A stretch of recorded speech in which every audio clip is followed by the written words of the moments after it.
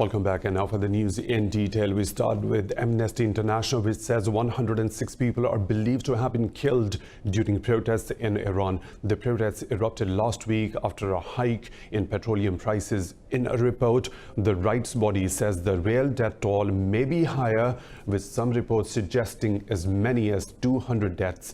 It says videos show police using firearms, water cannon, baton charges and tear gas to disperse the protesters in 21 cities. Amnesty has asked the Iranian government to end the crackdown immediately and respect human life.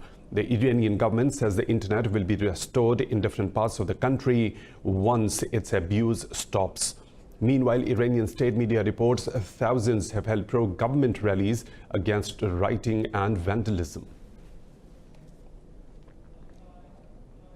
Meanwhile, Russia and France have condemned the U.S. decision to drop a sanctions waiver on Iran's Fordo nuclear facility. Details in this report. Washington announced it would end the waiver after Tehran resumed uranium enrichment at the underground site. Russia's foreign ministry said the move violates U.S. international commitments. It said Moscow will continue close cooperation with Iran on the Fordo reconfiguration. Russia's state-owned nuclear company Rosatom is working on the site. The facility was supposed to be transformed into a civilian research center under the 2015 agreement. The French Foreign Ministry also regretted the decision, but said it is concerned by Iran's latest violations of the 2015 nuclear deal. Moving on to Syria, where 2 civilians have been killed and 2 others injured in an Israeli air attack over Damascus. Damascus says it thwarted the attack and shot down most of the missiles before they hit their targets. State media said the missiles were fired by Israeli jets from above the Golan Heights and Marj al-Ayun. The Israeli army has confirmed it carried out strikes on military sites in Damascus. Yesterday, explosions were heard near the capital's airport. Since the start of Syria's war, Israel has carried out hundreds of strikes on the country's territory against what it says are Iranian and Hezbollah targets.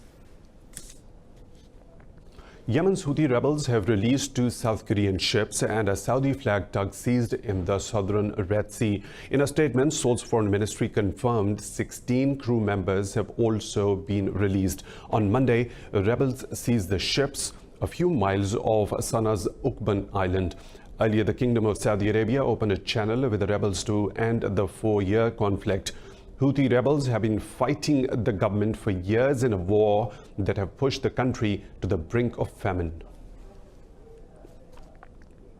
2 U.S. soldiers have been killed in a helicopter crash in Afghanistan. In a statement, the U.S. military said early reports do not suggest the aircraft was hit by enemy fire. It said service members were not immediately identified. The Pentagon says the cause of the incident is being investigated. More than 24,000 U.S. service members have died in Afghanistan since the U.S.-led coalition invaded the country in October 2001. China has threatened to retaliate if the U.S. President Donald Trump signs the Hong Kong Human Rights and Democracy Act into law. Earlier, the U.S. Senate passed the legislation aimed at protecting human rights in Hong Kong amid the pro-democracy protests. In a unanimous vote, the U.S. Senate also passed a second bill that would ban the export of certain munitions to Hong Kong police. Responding, China's foreign ministry spokesman Yang Shuang accused the U.S. of interfering in China's internal affairs. Shuang said Washington is neglecting facts and applying double standards. Beijing pledged to employ strong countermeasures to safeguard its sovereignty and security. U.S. President Donald Trump has threatened higher tariffs on Chinese goods if Beijing does not agree to a trade deal. Trump made the remarks during a cabinet meeting in Washington. A spokesperson for the U.S. Trade Representative says negotiators from both sides engaged on a daily basis. Earlier, the U.S. and China agreed to a Phase 1 trade deal in October. But Beijing and Washington have since sent mixed signals about how they will move forward. The US and China have been stuck in a deadlock trade talk for almost 2 years. International financial institutions say the row has significantly slowed down the global economy. The U.S. House of Representatives has approved a bill to avert a government shutdown, voting 231 to 192. The legislation proposes an extension of the temporary federal funding to December 20th. This second stopgap bill since September would need to pass the Senate before the midnight deadline on Thursday. Senate Majority Leader Mitch McConnell said the White House offered its support for the bill. The Democrat-led Congress has delayed appropriations bills for the fiscal year that began on October the 1st.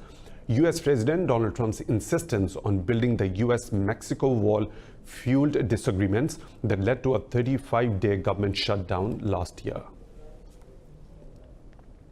White House official Alexander Vindman says President Donald Trump's push for Ukraine to investigate his rival Joe Biden was inappropriate. He was testifying before the House of Representatives on the third day of public hearings into Trump's impeachment. 4 more witnesses were set to appear in the impeachment inquiry's third public hearing. Lieutenant Colonel Alexander Vindman, a White House Ukraine expert, testified at the third public hearing. Vindman denounced Trump's criticism of witnesses testifying in the impeachment hearing. Meanwhile, President Trump called the impeachment hearings a disgrace and an embarrassment to the nation. He said it was up to the American people to make their own judgment about the witness testimony. 2 correctional officers have been detained in connection with the death of financier Jeffrey Epstein. They were on duty on the night Epstein killed himself in his New York jail cell.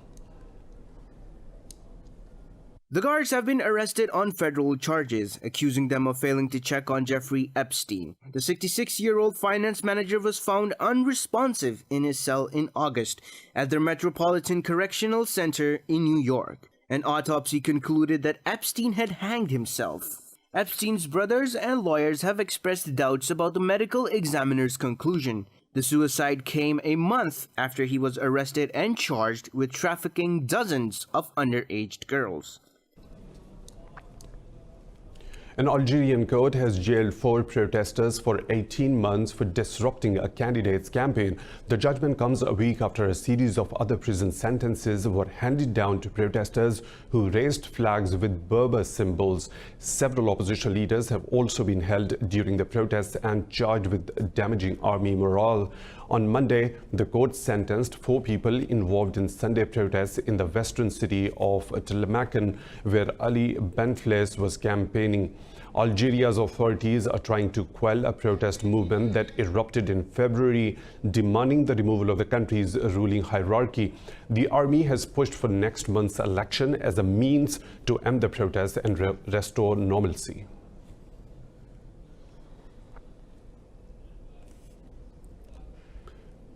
Egypt's President Abdel Fattah al-Sisi has announced his country is building a new tunnel under the Suez Canal. President Sisi said the infrastructure projects will be jointly administered by Egypt and Germany. He said Egypt has built 4 tunnels in the Sinai Peninsula and is building a 5th. He said the plan to connect Sinai with the Egyptian mainland is part of a strategy to increase trade with Gulf states. In May, Egypt opened tunnels linking Sinai to the cities of Suez Canal and the country's northern delta area. 7 more Muslim litigants have become co-petitioners against Ayodhya verdict by the Indian Supreme Court. Earlier, All India Muslim Personal Law Board announced to file a review petition against the top court's verdict. Jamiyat-e-Ulama-e-Hind has already announced its decision to file a review petition after holding a meeting with the Muslim Law Board. Earlier, noted Indian historians and academics urged the Supreme Court to review its verdict in the case. On November the 9th, the Indian Supreme Court handed over the Babri Mosque land to Hindus in a controversial decision.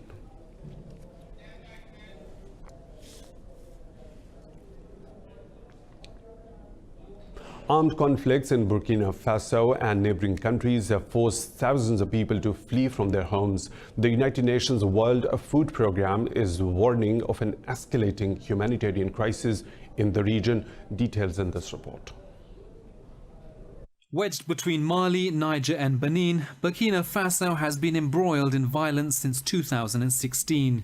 According to a UN report, incidents of violence have doubled in the country since 2018, and civilian deaths have quadrupled. Hundreds of schools have also been closed and farmers are abandoning their fields out of fear. I left everything behind. I have no bicycle, no clothes. Just the clothes I am wearing right now. Hundreds of thousands of people leave their homes to escape militant activity, and this has created a serious migrant crisis. Already, over 860,000 people across the three Sahelian countries have fled their home in search of safety and remain internally displaced. The conflict is devastating for agriculture and for rural economies, and almost 1 in 3 children is out of school in many conflict-affected areas. Now, a number of Al-Qaeda and ISIS affiliates are operating in the region with impunity. There was a spike in their activities last year, which has not abated yet. The world does not yet fully grasp the extent of the mounting humanitarian crisis in the central Sahel region, Burkina Faso, Mali, and Niger, which is fueled by violent clashes between armed groups, population displacement, hunger, and poverty. As millions starve and thousands are killed in the Sahel region, the UN has asked for immediate action to address the situation.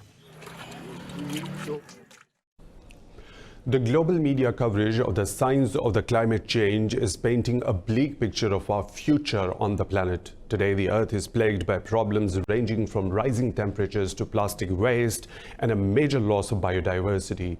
But renowned British naturalist David Attenborough says there is still hope for a better future. This is what he has to say. 93-year-old David Attenborough started working on zoology-themed shows on the BBC in the early 1950s. Since then, he's become a household name, delighting and fascinating audiences with his insight into the natural world. In recent years, he's devoted himself to raising awareness about the impending climate crisis. People in all parts of society are aware of what's happening, and it's vile, it's horrid, it's something that we are clearly seeing inflicting on the natural world, having a dreadful effect, and there's something that they can do about it. So in a way, it's a bit of a litmus test to see whether in fact the population care about this sort of thing, and people do. Attenborough says he's most encouraged by the increasing activism of young people. But I think we are changing our habits. I think the world is waking up to what we've done to the planet, and young people, as we know, are demanding that things should be done about it, and governments are doing it. Millions of young people flooded major cities across the world in September this year, demanding action against climate change. Activists also have new figures to rally around, such as 16-year-old Greta Thunberg from Sweden. Most importantly, the climate now has political significance, with Green parties making significant gains in this year's European elections.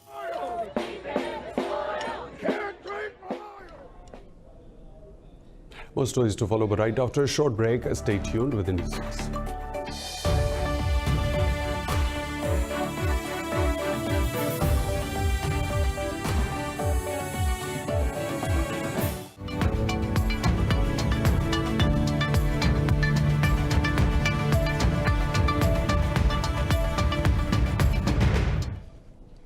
And now the business updates. The stock markets across Asia are trading lower after the US President Donald Trump threatened to raise tariffs on Chinese goods if it does not strike a deal. Investors' trading confidence dampened as they see clarity on the state of the US and China trade negotiations. Seoul's Kospi has shed over 1% as shares of industry heavyweights Samsung and SK Hynix dropped more than 2.5%. Tokyo's Nikkei 225 index is trading over 0.5% lower after Japanese trade data for October showed month's exports fell over 9%. Hong Kong's Hang Seng has also dropped over 0.5% amid escalation in political unrest. The Shanghai Composite is trading 0.5% lower as China's central bank slashed its new loan prime rates by a fraction.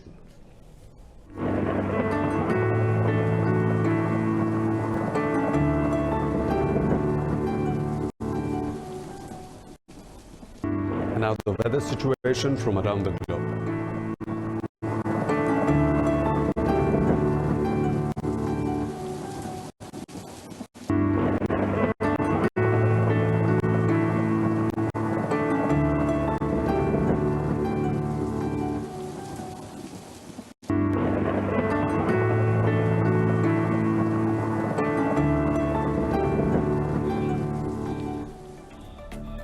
And that's all for now. For the latest updates, you can follow us on social media at Indus.news.